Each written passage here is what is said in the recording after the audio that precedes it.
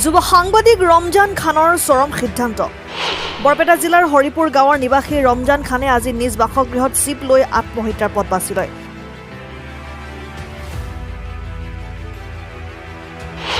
মৃতদেহৰ কাষত উদ্ধাৰ এখন ছুইচাইড নোট।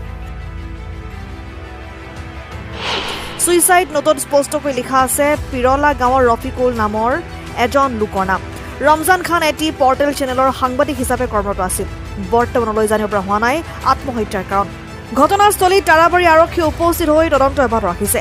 মৃতদেহ বৰ্তমান মৰণোত্তৰ পৰীক্ষাৰ বাবে বৰপেটা মেডিকেল কলেজলৈ প্ৰেৰণ কৰা হৈছে। উদীয়মান সাংবাদিকগৰাকীৰ মৃত্যুত অঞ্চলজুৰি চাঞ্চল্যৰ সৃষ্টি হৈছে। ঘটনা সন্দৰ্ভত উচিত তদন্তৰ বাবে দাবী জনাইছে ৰাইজে। চেঙাৰ পৰা ৰফিকুল হুছেইনৰ ৰিপৰ্ট।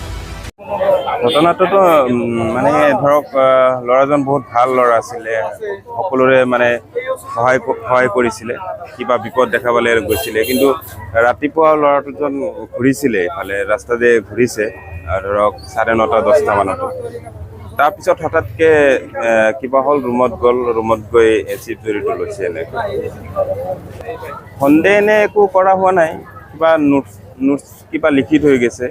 নোটছখিনি এতিয়া তদন্ত কৰি চালে হ'ল, কিবা লিখি থৈ গৈছে। মানে এনে সাংবাদিকতা কৰিছে, ৰাইজৰ ছ'চিয়েল মিডিয়াত সাংবাদিক আছে। এনে আমিতো সিমানখিনি নাজানো, কিন্তু হয়তো এইটো প্ৰেমজনিতও কিবা হ'ব পাৰে, বা এটা নোটছত কিবা এটা লিখি থৈ গৈছে, কিবা ঔষধ খোৱাৰ কথাটো, সেইটো হ'ব পাৰে। সেইটোৰ কাৰণে এতিয়া তাৰাবাৰী আৰক্ষী থানাৰ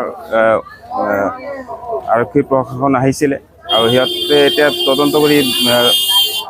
তদন্ত কৰি চাই মানে ওলাব পাৰিব।